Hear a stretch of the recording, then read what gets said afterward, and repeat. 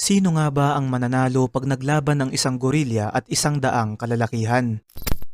Mga kaibigan, patuloy na pinagdedebatehan ngayon sa internet ang topic patungkol sa kung sino raw ang mananalo, isang gorilya laban sa 100 kalalakihan. Naunang nabuksan ang topic na to noong 2022 at nito ngang mga nakaraang araw ay muli itong napag-usapan. Marami ang nagsasabi na hindi raw uubra yung 100 kalalakihan laban sa isang gorilya, lalo na kung ito ay isang silverback, isang uri ng gorilya kung saan ang kanilang katawan ay binubuo ng matitigas at malalaking muscle mula ulo hanggang paa.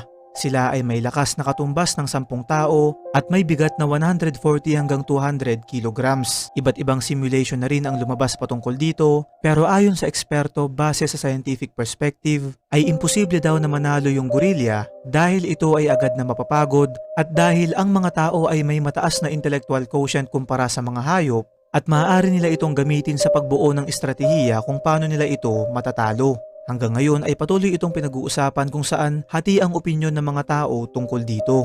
Ikaw kaibigan, sino sa tingin mo ang mananalo?